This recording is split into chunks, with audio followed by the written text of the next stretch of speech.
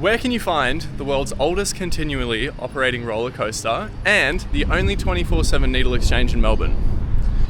Right here in St Kilda.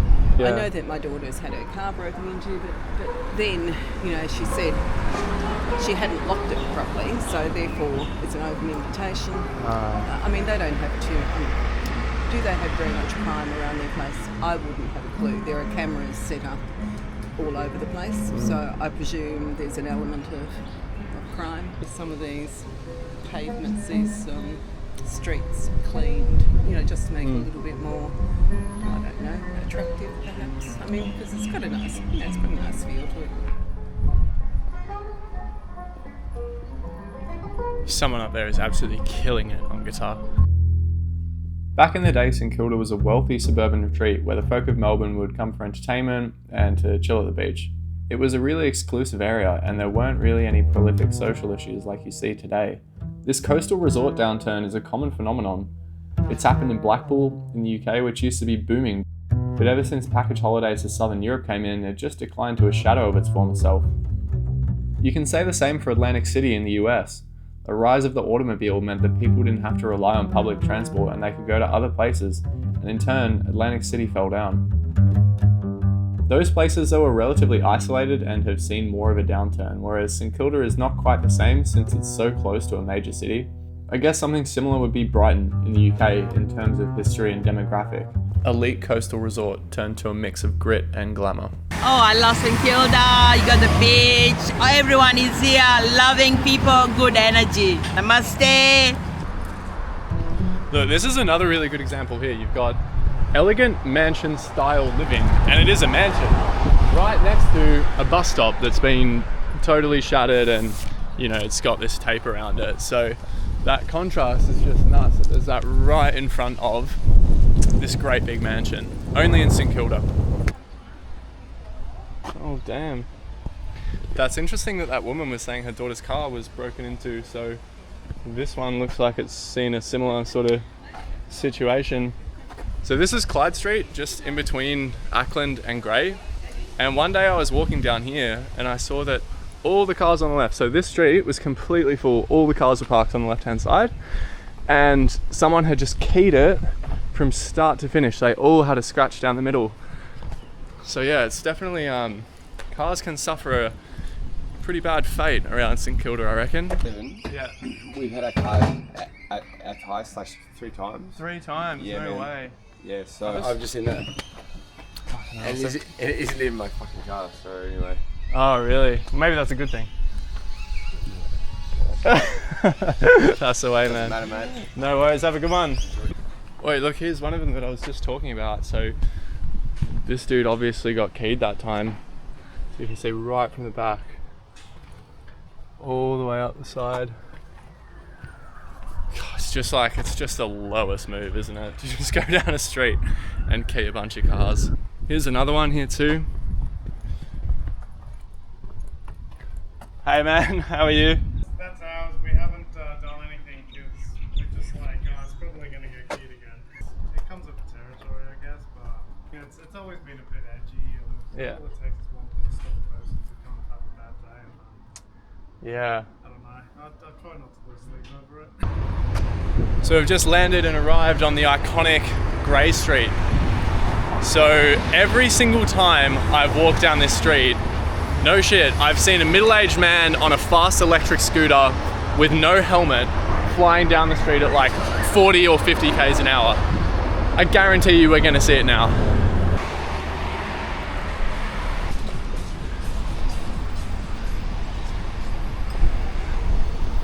What did I tell you? Every time. If you come here, look out for it. You won't miss it. Bloody hell, someone's even keyed the family medical clinic sign here. We've got a serial keyer on the loose. So here you go, another really great example of the contrast here in St Kilda. So just right here on Grey Street, which can get pretty seedy, I'm pretty sure this is like a 19-bedroom mansion that recently sold for $10 million.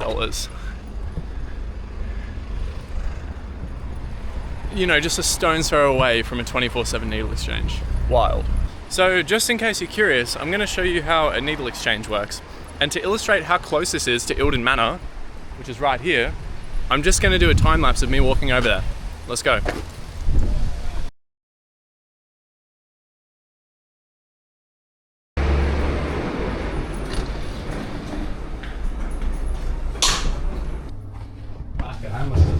First time in my life. Oh yeah? Ever. Yeah, how'd that happen, bro? Someone scammed me through Facebook over here. Oh yeah. Paid accommodation, come over, there's no such address. I've spent quite a lot of time in these places doing volunteer work, and there is almost every single time a story like this. This dude apparently just got scammed moving here and was trying to get crisis accommodation lined up and getting some free sandwiches as well. So I've just come out of the exchange, and basically this is how it works. You go in there and you ask for whatever you need, and they'll give it to you all for free. So this is a bunch of paraphernalia for injection that I've gotten. She's quite adamant as well that I take this naloxone. If you don't know what naloxone is, it's basically the drug that will revive you from an opioid overdose. So that's handy for pretty much everyone to carry. Business owners, whatever, people walking around the streets. If you see someone unconscious and non-responsive, you might be able to save their lives with that. It's a simple nasal spray. So yeah, that's basically how it works. This is nothing really that crazy or interesting. I just think it's interesting that this is the only 24/7 exchange in all of Victoria, and it's basically right next to a 19-bed, $10 million mansion. Hey, how are you?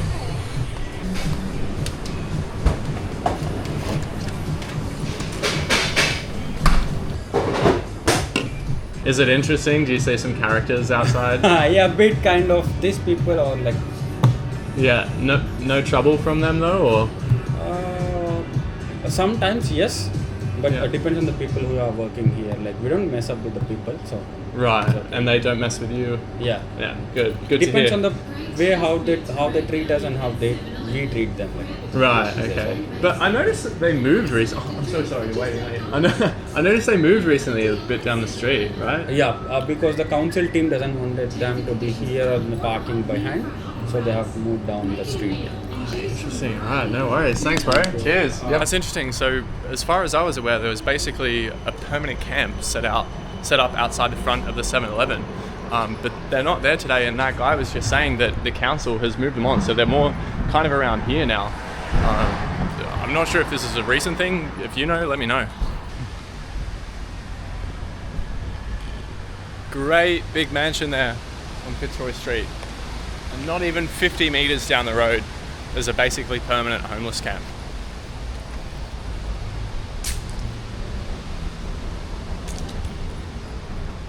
I've got absolutely no doubt that very wealthy people, it is still in fact residential, are living there today. But this was exclusively for wealthy people back in the day. It would have been all people of that status.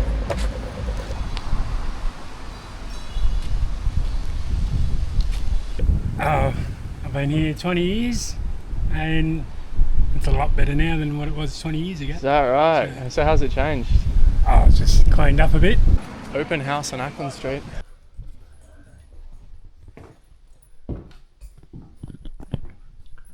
Wow. This is how the other half live. Man, it's super European in here, like with the wooden floorboards and the high ornate ceilings.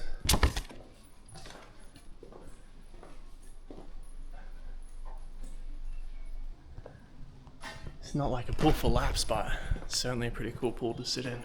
So there you go. That's what you get for $2.5 million, to 2.5 to 2.6 in St Kilda. It was really interesting. The estate agent told me that he sold that 2 years ago for just a little bit more than that. And yeah, it's decreased in value over the last couple of years. I wonder why. So yeah, just here on Ackland Street, the very same street that we saw that $2.6 million property at, there's this is like short-term accommodation basically. Studios, 1 and 2 bedroom, clean, furnished, affordable, short to medium term rentals. So that's a really good example and reflective of the sort of transient population that comes through here. Pretty nice area. A lot of things to do, food. I don't think I've run into too many like crazy situations around here. Most of the time it's been fun. People have been nice. every now and then you'll run into like the occasional like crackhead or something, but nothing too crazy. Overall, this place is usually fine, safe for me. Wet paint, we apologise for any inconvenience. Who would be inconvenienced by that? I'm doing some interviews about how people find St Kilda. Can I ask you? No. I'll never busy at the moment. I would love to, but I actually really need to. You've got a massive opportunity. Hey man, sorry, did you drop your ciggies? Probably, man. Thank you. Yeah, no worries. There's so much police around here. So that milk bar is one of the many vacant shops around St Kilda, but what makes this shop particularly interesting is the temperance movement during when there was a prohibition in the US. Alcohol was never completely banned in Australia, but they had like time restrictions and all this sort of stuff going on. So what local business owners in the area did to still have a social hub where people could come and hang out and enjoy a drink together is they would just serve milk. Hence the name Milk Bar. So you'd come down and get a pint of milk or a schooner of milk or whatever. And you know, obviously that's not the case anymore. They're just convenience stores, but they're still called milk bars. So look at this here. St Kilda druggies drop dead. I wonder if there's a little bit of tension between some of the local residents. Check out what I just found on the ground, an empty wrapper of Suboxone. If you don't know what Suboxone is, it's the brand name for buprenorphine, which is an opioid replacement therapy drug. But I reckon we could find quite a few of these around on the ground here. And to me, this is just an indication of, you know, like just how much substance use there is in the area. And look, here's a wrapper for Hungry Jack's, which is equally as addictive. I think that's really interesting how this advertisement emphasizes the fact that you don't have to park on the street. I don't blame them, that's clearly a perk around here. Makes total sense. Anyone that pays for rosemary in Melbourne is an absolute sucker. There's bushes of the stuff absolutely everywhere. Imagine paying $3 for like, or for however much it is now, for like this tiny little bit of rosemary. Sort it out, guys. This is just near where we started, but look, that's the old Palais Theatre. That was constructed, I believe, in the 1920s. And what a symbol of what this place used to be. Look at the grandeur of that building. Melbourne's elite, Melbourne's exclusive. They would have come from all over the city to come to this place for their swinging nights, their jazz night. Is that what it's called? Swinging? Swing dancing nights, jazz nights, all that sort of stuff. Look at it, it's like a bloody cathedral.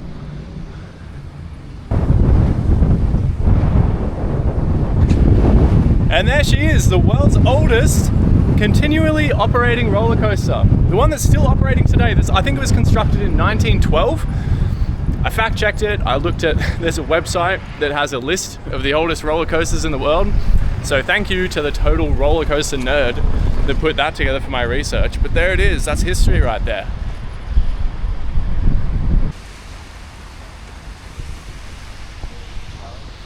And then you've got the beach there. You know, what a place. What a lot of stuff is in this small area of Melbourne. If there was one suburb, it could be a GTA map, it'd have to be here. It's got everything. I always thought that alcohol was completely banned, but it turns out that you are allowed to drink here as long as the weather's shit. Anyway, so I think that concludes the video here of St Kilda today. Hope you thought it was interesting. I think it's interesting. I always think St Kilda's interesting. Such a little microcosm with so much to offer in such a small space. All sorts of people, all sorts of places. Such a variety. There's a bit of everything for a bit of everyone.